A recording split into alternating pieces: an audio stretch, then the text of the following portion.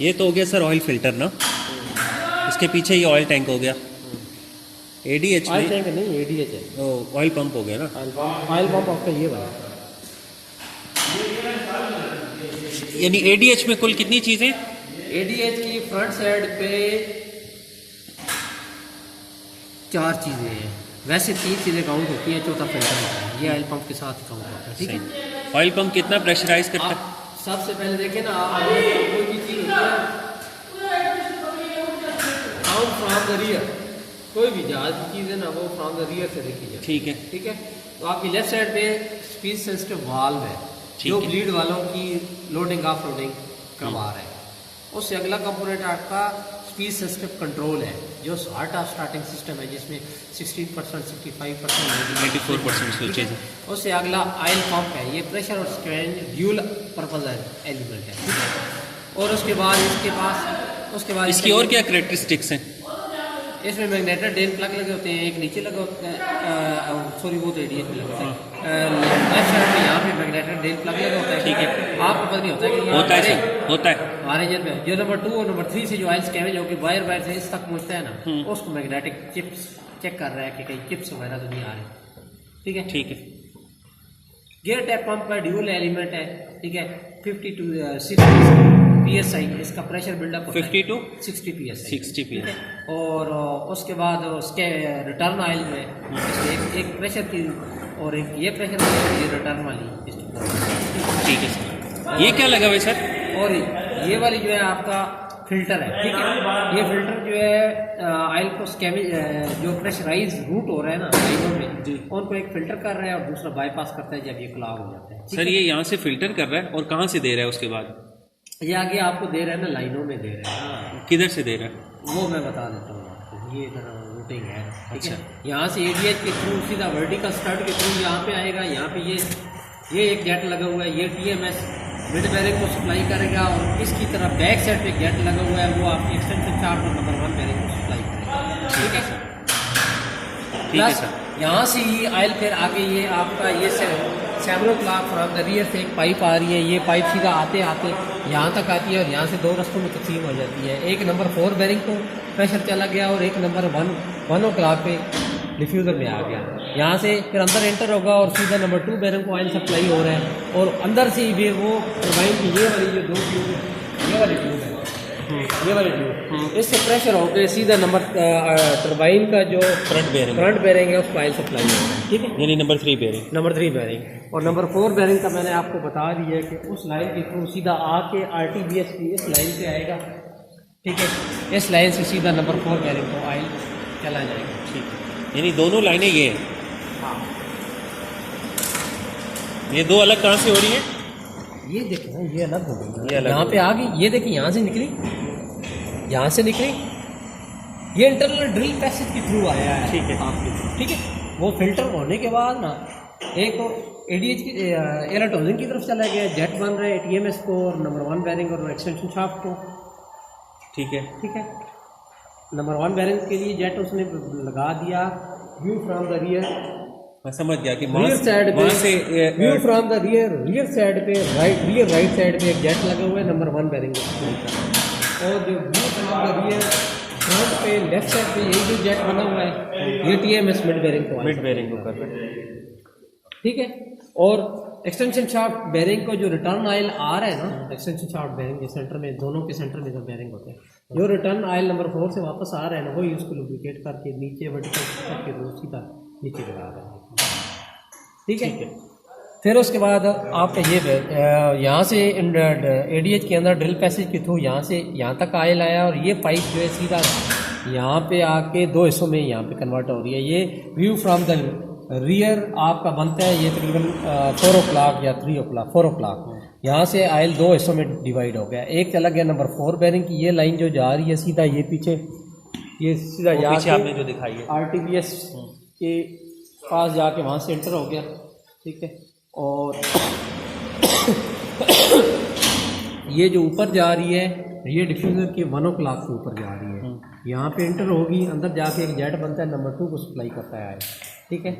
और उधर C T बनती है ना, अंदर डिफ्यूज़र के अंदर जाके टी बनेगी। एक तो ये जेट बन गया, दूसरी जो टी यहाँ से आयल जिस तरह ये टी बनेगी। ये जेट एक किस्म का, फ़र्ज़ करें ये जेट नंबर 2 की तरफ चला गया और ये आपका सीधा नंबर 3 की उस लाइन पे चला गया, तो जो मैंने आपको दिखाई सही, उससे सीधा वो जाके आगे सप्लाई हो रहा है नंबर 3 बेयरिंग प्रोवाइड के फ्रंट।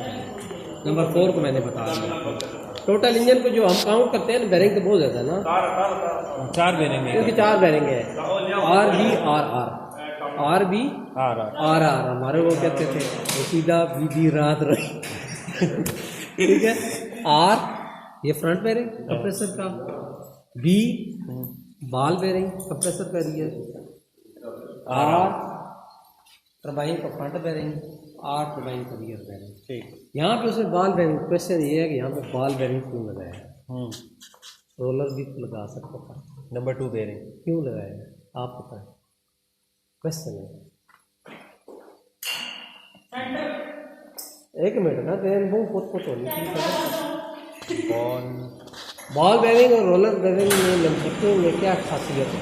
वो सर उसमें वो साइकिल वाले जिस तरह बॉल्स होते हैं छोटे, जिसे आप कहते हैं वैसा होता है बॉल। रोलर वो है जो मिड बेरिंग भी जिस तरह अपना, ठीक है, वैसा होता है। और इसके अलावा और क्या खासियत होती है सर? वो ट्विस्टिंग में मेरे ख्याल में अच्छी चीज़ है। नहीं, दोनों अच्छी चीज़ें। इधर वो बाल इसमें इधर क्यों नहीं लगाया, या रोलर उधर क्यों नहीं लगाया? ये तो मैं जवाब नहीं दे सकता। अच्छा, उसकी वजह ये होती है कि ये जो रोलर बॉल बेरिंग होता है, इसको थ्रस्ट बेरिंग बोलते हैं, लोड वाला बेरिंग। प्रोपेलर के ऊपर भी आप देखें कि एक रोलर बेरिंग है, एक बॉल बेरिंग है, जिसको थ्रस्ट बेरिंग बोलते हैं। ठीक है, प्रोपेलर की जो RGB के अंदर लगा होता है, प्रॉप शाफ्ट के अंदर 2 बेरिंग लगे होते हैं। ठीक है, जो बॉल बेरिंग होता है ना, वो हमेशा लोड वाला है, उसके ऊपर लोड डाल दो ना, उसे कुछ नहीं होता। जो रोलर बेरिंग होता है ना, रोलर आप फिटिंग RTPS का भी फिट की है, उसका रोलर बेरिंग सारे रोलर बाहर निकल आते हैं। बिल्कुल, बड़ी एहतियात से लगाना पड़ता है। वो फिर रोलर एक एक उठा के बॉल बेरिंग को भी देखा है, नहीं वो तो फिटेड होते हैं, वो फिटेड होता है। वो ये खासियत है। जो बॉल बेरिंग होता है, एक तो थ्रस्ट बेरिंग उसको बोलते हैं, उसके ऊपर जब कंप्रेसर चलता है तो वो झटका पीछे दे रहा होता है एयर। अच्छा। तो वो बजाय इसके कि वो अपनी जगह से वो उसको रेजिस्ट करता है और लोड बर्दाश्त करता है, इसलिए उसको थ्रस्ट बेरिंग बोलते हैं। वो है नहीं होता। ये कपलिंग शाफ्ट है, ये बाहर निकाल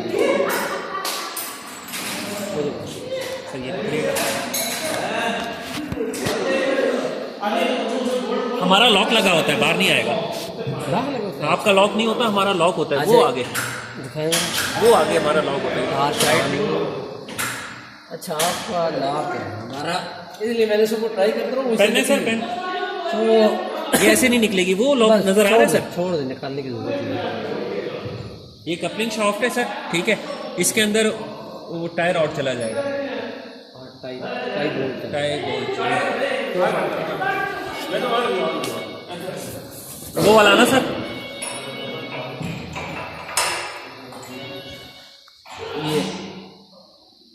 ये हो गई फ्यूल नोजले ना।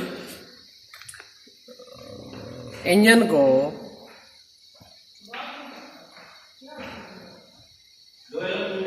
जब शट डाउन करते हैं हम 2 मिनट कूलिंग टाइम क्यों देते हैं?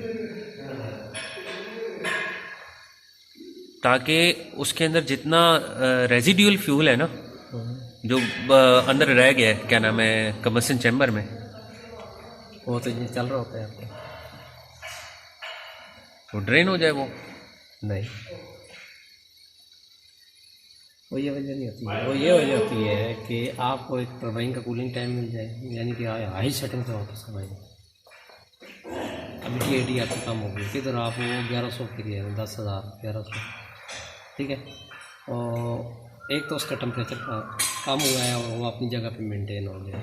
दूसरा ये कंडीशन में ये जो इसको ना, दूसरा ये जो लिखिए जी फ्यूल नोजलों की ये कालक, ये अभी तो इसमें आयल लास्ट की वजह से ये आयल लास्ट कह रहा हूँ, सॉरी आयल लास्ट वो जो आयल कहीं ना कहीं से या वो पीसम बढ़ रहा था, ये उसकी वजह से आयल थोड़ा सा इसमें जला है ना, तो इसकी वजह से कार्बन बढ़ गया। ठीक है, यानी कि वो धुआं दे रहा था ना, अपना ग्लास में भी धुआं दे रहा था और यहाँ पर भी टेम्परेचर ऐसे टर्बाइन मशीन ऐसे ना ये उसमें वो आपकी जो वेने हैं वो क्रैक एकदम आप टेम्परेचर बंद करेंगे एकदम डाउन होगा तो वो टेम्परेचर जो है ना वेनों का उससे इफेक्ट करता है। अच्छा अच्छा अच्छा सर, इसके ऊपर टरबाइन चढ़ जाती है, ठीक है। टर्बाइन के वैसा और सर ये क्या बना हुआ है ये? हटे छोड़े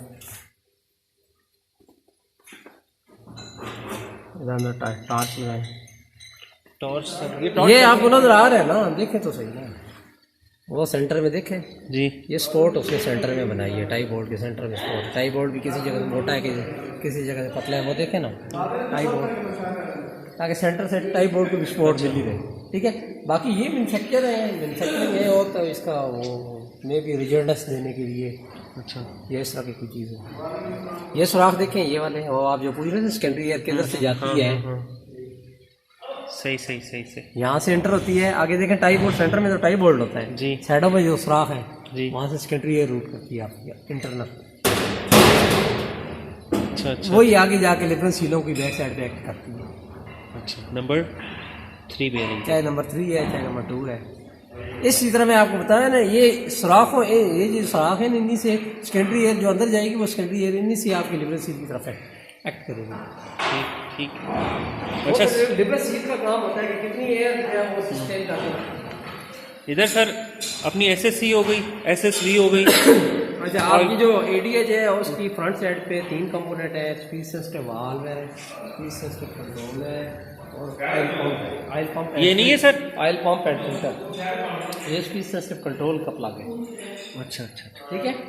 ऑयल पंप एंड फिल्टर, और ये जो आप पोर्ट पूछ रहे थे ना, यहाँ पे आपका ऑयल प्रेशर ट्रांसमीटर की यहाँ पे लगी है होज, यहाँ पे लगाते हैं यूनियन, यहाँ पे होज लग के सीधा ऑयल प्रेशर ट्रांसमीटर को लगती है। वो ट्रांसमीटर जो है इंडिकेटर में बताता है कि इसका प्रेशर 50 है, 60 है, 70 है, ऑफ सेक्शन का जो बिल्डअप ऑयल पंप का प्रेशर है 50 to 60 बताया था ना। तो वो हमें कैसे पता चल रहा होता है, वो हमें कैसे पता चल रहा होता है, वो इसी ट्रांसमीटर के थ्रू पता चल रहा है। अच्छा सर, वो रिडक्शन गेज पे दिखाएं ना, वो किधर आप टूल लगाते हैं और एयर भर,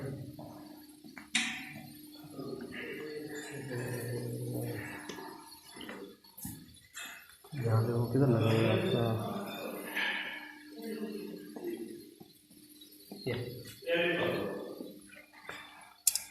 इस जगह पे टूल लगता है। ये जो प्रेशर ट्रांसमीटर वाली होता है ना, यहाँ से RGB की प्रेशर ट्रांसमीटर जो 150 250 PSI प्रेशर मिलता है वो यहाँ पे हौज लगती है, वो सीधा ट्रांसमीटर में जाती है, ट्रांसमीटर आगे इंडिकेटर को बताता है। जिधर भी इंडिकेटर होगा ना उसके पीछे ट्रांसमीटर लाजमी होगा, चाहे वो पीछे से इलेक्ट्रिकल सिग्नल आ रहे हो, पीछे से मैकेनिकल, यानी कि ये क्या बताते हैं? ये ऑयल का प्रेशर आपको बताएगा कि ये पंप कितना प्रेशर अभी इस वक्त प्रोड्यूस कर रहा है। बात करें RGB का ऑयल प्रेशर हम चेक करते हैं 200 PSI है, तो हमें कौन बता रहा है? उसकी क्या रेंज है 0 से लेकर? उसकी 150 250 है, हाँ 150 से 250 PSI इतना होना चाहिए, इस पंप का प्रेशर है, RGB ऑयल पंप का प्रेशर है, ठीक है। नॉर्मल के बाद लो पे बहुत बात 140 भी होता है, लो पे अभी इंजन ऑयल वार्म अप होता है ना, ठीक है, उसके बाद या एवरी सेटिंग में वो 150 से 250 के दरमियान ही होना चाहिए।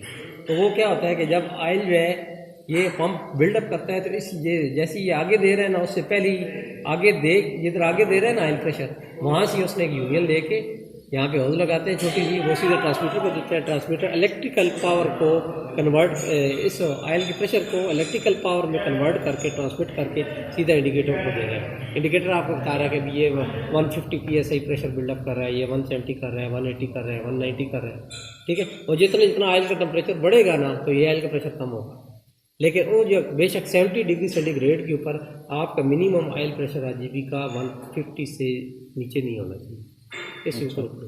लेकिन आजकल की वो आई है हमारी DG आई है, उसमें वो कहते हैं कि 70 डिग्री सेंटीग्रेड के ऊपर इसका मिनिमम जो ऑयल प्रेशर है वो 180 होना चाहिए, 180 से ऊपर ऊपर है। अच्छा, तो TO कहते हैं 150 से लेके 250। ये सर पॉप आउट हुआ था ना, अभी मैंने बिठाया, फिल्टर है और ये ठीक है। ये आपका रिलीफ वाल है। यहीं से वो एयर देते हैं? नहीं एयर यहाँ से देते हैं, खोल के ना ट्रांसमीटर को। मैंने बताया था रिलीफ वाल के पास एक जगह है। PSI दे देते हैं। हाँ, तो वो एक टूल पड़ा हुआ है, वो मैं दिखा देता हूँ। वो लगा के हम 100 PSI देते हैं, ब्रेक रिलीज हो जाए। हाँ, यहाँ से अंदर जाता है तो ये स्टार्टर के पीछे इंटरनल पैसेज के थ्रू जो है ना, क्योंकि ये ऑयल जब बिल्डअप करेगा ना प्रेशर, तो ये ऑयल मुख्तलिफ जगह पे अंदर ड्रिल पैसेज के थ्रू रूट होता है। उन ड्रिल पैसेज में एक इसकी प्रॉप ब्रेक का जो oil pressure applied by release by oil pressure वाली जो है ना, रिलीज बाय ऑयल प्रेशर, तो वो जो ड्रिल पैसेज है ना, वो यहाँ से हम एयर देंगे, वो इसके अंदर से होती सीधा उसमें जाएगी, उस पोर्ट ड्रिल पैसेज में जाएगी जो oil pressure release by oil pressure वाली पोर्ट है प्रॉप ब्रेक की, उसके थ्रू होते हुए उसमें जाएगी और वो सुप्रीमको के दरमियान एक्ट करेगी, जो उसको एक्सपेंड करेगी।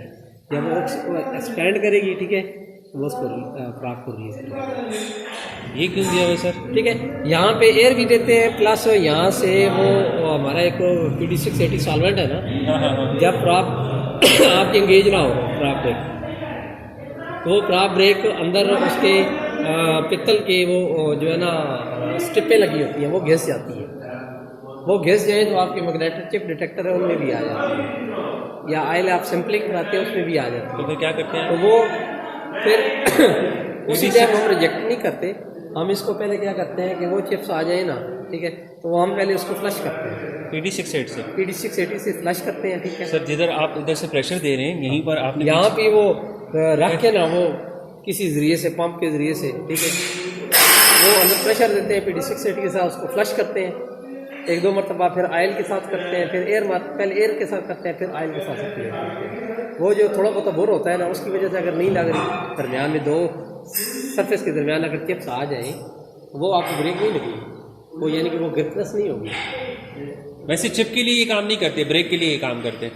क्या ये वाला PD680 वाला साफ करने वाला, ये सफाई जो है ना TO वो जरूरत होता, वरना चिप में अगर आ रहे हैं, मुझे चिप्स आ रहे हैं आपकी अगर प्रॉप ब्रेक एंगेज नहीं हो रही, तब ये काम करता, तब ये काम करता। अदरवाइज मैं वैसे साफ करना चाहूँ, मुझे हेयर टाइप चिप आ रहे हैं तो मैं नहीं करूँगी। नहीं वो इससे तो साफ नहीं करेंगे, हेयर टाइप आ रहे हैं तो खैर है, वो तो खैर ही है, वो ऑयल सिर्फ फ्लश करें उसको RGB को, सही, ठीक है। और ये सर, ये रिलीव वाल है, इंटरनल ड्रिल पैसेजेस भी है ना, उनमें अगर प्रेशर जो है वो इसकी रेंज उसने क्या बताई है, 250 के लगभग है PSID डिफरेंशियल प्रेशर। जब हो जाए तो ये इंटरनल ये रिलीफ होता रहता है, यहाँ से कुछ यहाँ से होता है, कुछ ड्रेन में चला जाता है। हाँ, जिधर भी पंप लगा है ना आपका, उधर रिलीफ वाल होगा, उधर रिलीफ वाल होगा, चाहे वो इंटरनल स्केमिंग पंप है उसके इंटरनली रिलीफ होगा, ये एक्सटर्नल ये बाहर वाला पंप है, ठीक है, तो इसका इधर लगा होगा। ये जगह ये तो टैको हो गया। हाँ, ये जगह सर, ये इसका स्टैंड बाई पैड है। अच्छा, वो अगर ये इसकी ड्राइव टूट जाती है, गियर अंदर खत्म हो जाते हैं, तो बजाय इसके पूरा RGB उतारे, इसको उठा के टैको का काम है RPM देना परसेंटेज में, रिडक्शन गियर पे कंप्लीट पूरे जहाज के इंजन के, सॉरी, चाहे वो RPM प्रॉप के 1020 है, चाहे इंजन के 13,008, उसको परसेंटेज में देता है। ये कितने परसेंटेज घूम रहा है, आप जो परसेंटेज में RPM लेते हैं ना सर, एक तो RGB पे लगा होता है टैको, एक पावर सिस्टम पे लगा होता है, परसेंटेज नहीं आता हमारा होता है। अच्छा, वो हो सकता है इसका फेल से। अच्छा, ये टोटल 3 पैड होते हैं, एक ये पैड और एक SS कंट्रोल के फ्रंट पे। हाँ, वो आगे से कवर उतारते हैं ना, वहाँ पे लगा देते हैं। वो सूरत में होते हैं कि वो RTU कहते हैं, अगर पहले तो आपका टैको इधर लगा हुआ है ना, अगर ये ड्राइव US होगी या फ्लक्चुएशन दे रही है तो इसके लगा दें, ये चल रही है, ये भी देना शुरू होगी तो इसको उठा के SS कंट्रोल पे लगा दें टिल नेक्स्ट फेज इंस्पेक्शन। जब फेज इंस्पेक्शन आएगी उसके पूरे इंजन चल जाएगी, तो क्या ज़्यादा देर उसको उधर नहीं लगा के उड़ा सकते। ये तो आपका भी चिप डिटेक्टर यही लगा, ऐसे नहीं होता हमारा, आपका इलेक्ट्रिकली हमारा दूसरा लगा उसको भी मल्टीमीटर पे करते हैं। अच्छा, उसको खोल के ये थी ना सर इस पिकअप पिकअप सब है, ठीक है। ये अंदर जो ये शाफ्ट है ना TMS, ठीक है, इस TMS का ट्विस्टिंग जो कैपेबिलिटी है ना, कितना ये लोड ले रही है, यानी कि कितनी पावर से, कितने फोर्स से इंजन प्रोपेलर को घुमा रहा है, RGB प्रोपेलर को, वो जो ट्विस्ट है ना हल्का सा, वो कितने 1000 इंच पहुँच जाता है। एक सॉलिड शाफ्ट है, आप इसको इधर से पकड़ के पीछे से जोर लगा रहे हैं आके बड़ी प्रोपेलर का इतना बड़ा 13 फुट 6 इंच वाला डाई वाला प्रोपेलर आपका है, तो उसको घुमाने के लिए जोर तो लगेगा ना। जब ये जोर लगा रहा है तो ये भी जहरी बात, वो अभी वो अपनी फोर्स से ये थोड़ा सा यानी कि रोक के चलेगा ना। वो जो ट्विस्टिंग है ना, उस ट्विस्टिंग को मेजर करने के लिए ये पिकअप चाहिए, और ये आपको indication torque meter inch pound में बताएगा। इतना टार्क ये ले रही है, इंजन इतना टार्क प्रोड्यूस करके प्रोपेलर को घुमा रहा है। अच्छा 18,000 ये जो भी 16,000 है, 18,000 है, 17,000 है टेम्परेचर के हिसाब से, ठीक है। ठीक। इसमें आगे ये होता है कि एक वो सॉलिड शाफ्ट होती है और एक उसके ऊपर ऐसे स्लीव चढ़ा होता है। ये स्लीव पीछे से इसके साथ कपल होता है, लेकिन आगे से वो फ्री होता है, लेकिन लोड सारा इसके ऊपर होता है। लोड जो सॉलिड शाफ्ट होती है उसके ऊपर होता है, जोर वो लगा रही होती है, साथ ये भी घूम रही होती है। उसका मकसद क्या है? साथ ये भी घूम रही होती है। वो जो लीड एंड लैग है ना, ये लोड की वजह से थोड़ी सी लैग कर रही है, लोड की वजह से थोड़ी सी लैग कर रही है, और ये प्रॉपर घूम रही है। ये प्रॉपर इसके साथ जितने इंजन आरपीएम प्रोड्यूस कर रहा है ना, जितनी पावर से इधर से ये घूम रही है, ये वाली इतनी पावर से ये आगे घूम रही है। लेकिन यहाँ से तो ये इतनी घूम रही है, लेकिन इस एंड पे प्रोपेलर लगा हुआ है, प्रोपेलर की वजह से ये थोड़ी सी लैग कर रही है। वो जो लीड एंड लैग है ना, वो थोड़ा सा ही होता है, लेकिन वो जो थोड़ा सा होता है ना, वही आपका पावर होती है, टार्क। उसको मेजर करने के लिए ये दोनों टीथ लगे होते हैं। ये दोनों टीथ जो है वो पिकअप असम्बली जो है इसको इलेक्ट्रिकल पल्स में कन्वर्ट करके, ठीक है। आगे ये भी एक ट्रांसमीटर है, ये आपको इंडिकेटर में डायरेक्ट शो करवा रही है कि ये अभी आपका इंजन इतने इंच पाउंड टार्क प्रोड्यूस करके ये चीज़, ये डायरेक्टली इधर सेफ्टी कपलिंग इस जगह पे लगी होती है, इससे आगे इस जगह पे आधी RGB में होती है, आधी इधर होती है, ठीक है। जो मैंने सेफ्टी कपलिंग आपको बताया। हमारी ये 3 चीज़ें हो गई, आगे 4 चीज़ें हो गई, 1 2 3 4। वैसे 3 काउंट होती है। ये फिल्टर को अगर मैं pump count and filter, SSC SSV, ये उसका और स्विच इसमें है। एक एक्स्ट्रा चीज़ ये ट्रांसमीटर की होज यहाँ पे लगती है। जो ये पंप जितना प्रोड्यूस कर रहा है ना, वो प्रेशर सीधा इंडिकेटर को जा रहा है, और इंडिकेटर ट्रांसमीटर पे बता रहा है, ट्रांसमीटर पे जा रहा है, और ट्रांसमीटर इंडिकेटर में बता रहा है कि अभी ये पंप जो है ये 50 PSI प्रोड्यूस कर रहा है, ठीक है, 55 PSI प्रोड्यूस कर रहा है, 60 PSI प्रोड्यूस कर रहा है। अगर ये ज़्यादा प्रोड्यूस कर रहा हो तो, या कम प्रोड्यूस कर रहा हो तो, ये कैप खोल के इसके अंदर एक क्लिप होता है, वो निकाल के वो into increase out to decrease, वो एक कट बने होते हैं। एक कट से दूसरे कट के दरमियान जो है वो तकरीबन 3 PSI का फर्क डालता है, into increase out to decrease. फिर वो क्लिप लगा देते हैं, वो लॉक हो जाते हैं, फिर आके कैप चढ़ा के इसको लॉक करते हैं। ये क्या चीज़ है सर? ये एक आपने NTS सिस्टम पढ़ा है, एक एंटी आइसिंग सिस्टम है, एंटी आइसिंग सिस्टम जो पता है। एंटी आइसिंग आप भी हमारे भाई हैं, ठीक है, और आप भी पाकिस्तानी हैं, कौन सा हम अल्लाह माफ़ करे, एक ही फोर्स है हमारी साथ में। अगर जो हमसे फ़ायदा आपको हो रहा है ना, तो हमें खुशी हो रही है। बेशक फ़ायदा तो बहुत हो रहा है। तो आइस अगर बन जाए तो इसको अच्छा, खत्म ये कर। आपका एंटी आइसिंग सिस्टम है, ठीक है। एंटी आइसिंग सिस्टम क्या चीज़ है? एक एंटी आइसिंग होता है, एक डी आइसिंग होता है। एंटी आइसिंग है बनने ही ना दे, डी आइसिंग बन जाए तो ख़त्म करे। एंटी आइसिंग की तारीफ ये है टू प्रिवेंट आइस फॉर्मेशन, और डी आइसिंग क्या है? रिमूव आइस फॉर्मेशन, ठीक है। एंटी आइसिंग और डी आइसिंग 2 तरीकों से होती है, एक इलेक्ट्रिकली होती है और एक न्यूमेटिकली होती है। इलेक्ट्रिकली प्रॉप हीटरों में होती है, बिल्कुल। आगे डोम कवर लगता है उसमें होती है, प्रॉप के आप बाडियाँ हैं उसमें होती है, प्रॉप के जो ब्लेड है उसके ऊपर हीटर चढ़े होते हैं उस पर होती है, उसके बाद वो जो सेंटर स्पिनर है प्रॉप का उस पर होते हैं, वो सारे हीटर लगे होते हैं, ठीक है। तो उसको यानी कि एंटी आइसिंग बोलते हैं। उसमें भी आगे एंटी आइसिंग, प्रॉप की जो एंटी आइसिंग है वो एक जगह पे डी आइसिंग है और एक जगह पे एंटी आइसिंग है। इलेक्ट्रिकल हीटर से इलेक्ट्रिकल हीटर जो वो जो रिडोम का फ्रंट 7 इंचेस है फ्रॉम द फ्रंट, जिधर साफ हुआ होता है डोम होती है, 7 inches from the front anti icing. फिर आखिर पे बिल्कुल एंड पे आके 8 बॉडियों के ऊपर जो प्रॉप की कंट्रोल असम्बली के ऊपर, बाल वजन के ऊपर कंट्रोल, उसके ऊपर जो लगी होती है उसकी एंटी एसिंग। सेंटर में जितना होता है ना, चाहे उस फ्रंट जो स्पिनर है उसकी 7 इंचेस के बाद वाला हिस्सा, सेंटर स्पिनर, प्रॉप के ब्लेड, ये सारे डी आइसिंग होते हैं। ठीक है, यहाँ पे बर्फ़ बन जाए तो वो पावर जाती है और डी आइस हो जाती है। उधर पानी अगर चला भी जाए नीचे, ठीक है, अवल तो जाते नहीं है, सर्कुलेशन फ्री हो रही होती है, तो वो पानी जो है आइस फॉर्मेशन ख़त्म हो जाती है। और प्रॉप की डोम की फ्रंट साइड से 7 इंचेस और 8 बॉडी जो दो लगाते हैं वहाँ पे एंटी एसिंग होती है। एंटी एसिंग का क्या मतलब है? आइस फॉर्मेशन जमे ही ना। ठीक है, वो क्रिटिकल एरिया में एंटी एसिंग रखता है और नॉन क्रिटिकल एरिया जो होते हैं यानी कि जिनमें बस गुजारा चल जाएगा वहाँ पे डी एसिंग रखता है। ये होगी इलेक्ट्रिकल। अब ये हो गई प्रॉप की। ठीक है, 16 से लेके 21 एम्पेयर तक आपको एंटी एसिंग की जरूरत होती है, 16 से 21 एम्पेयर। और 65 से लेके 90, 65 से 90 वो डी आइसिंग के लिए एम्पेयर चाहिए ज़्यादा। ठीक है, कि वो एरिया भी ज़्यादा है, हर ब्लेड ऊपर है, ऊपर ही है।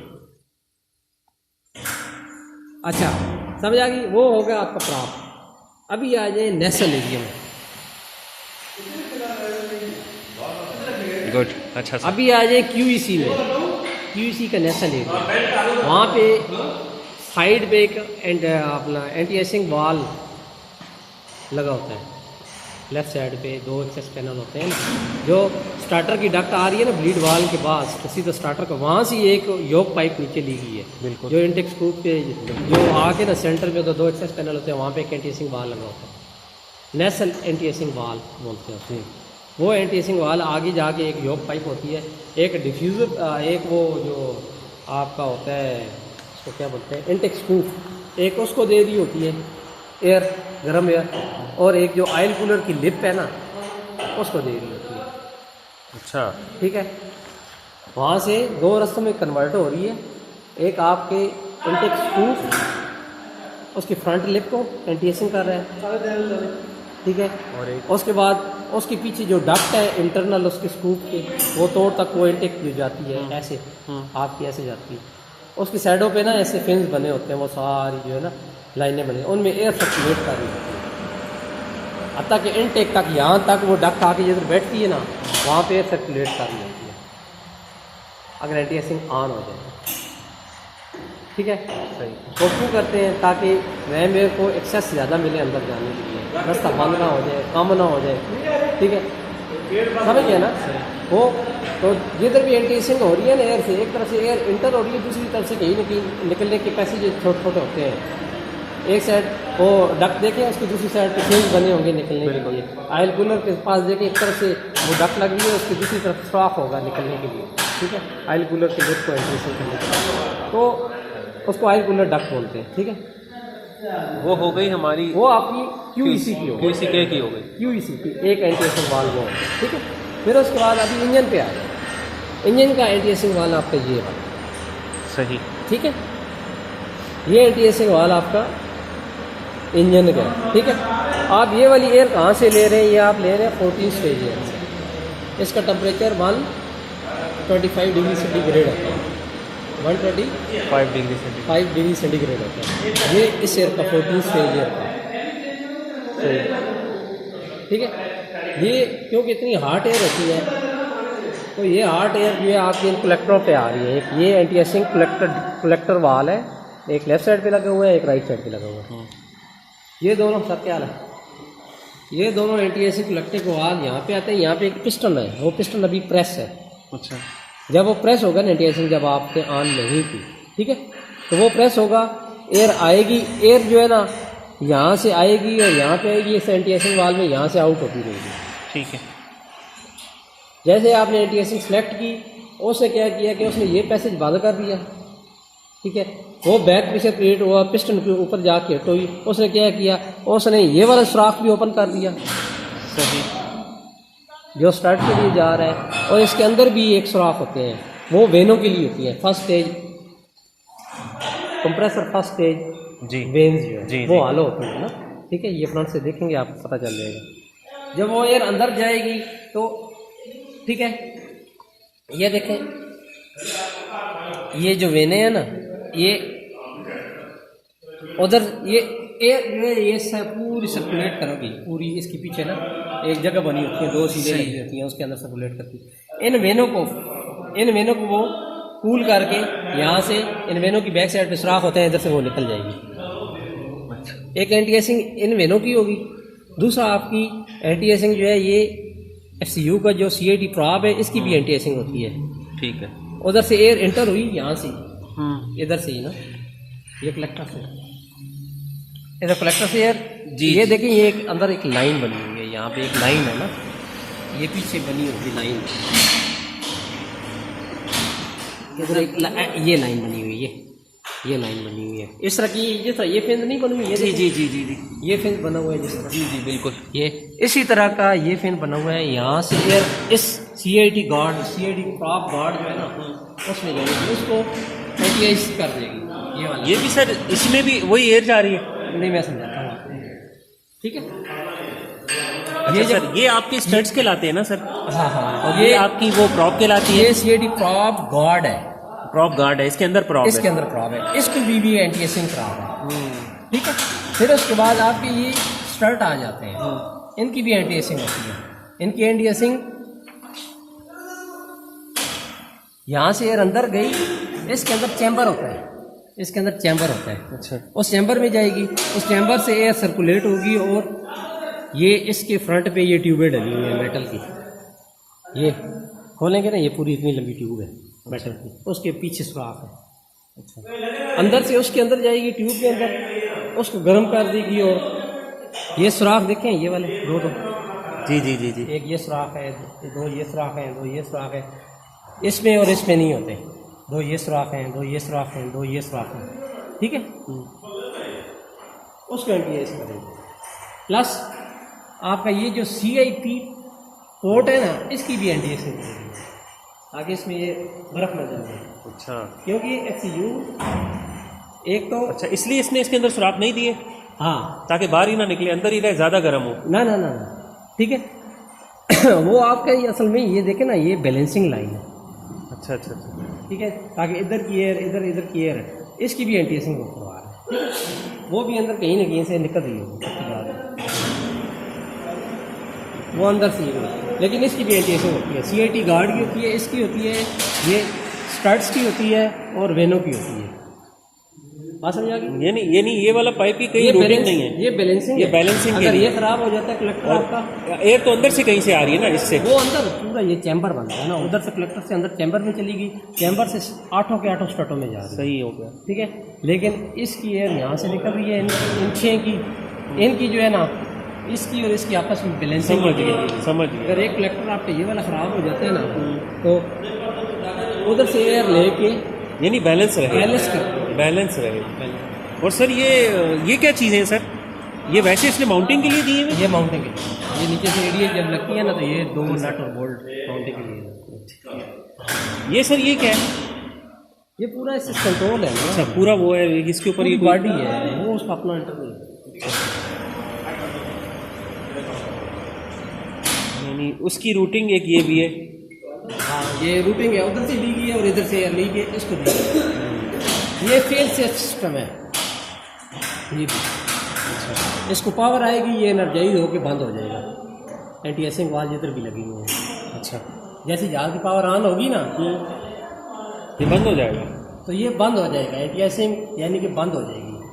अंदर जब कोई आइस फॉर्मेशन बनेगी, तो नंबर 2 और नंबर 3 इंजन के इनटेक के अंदर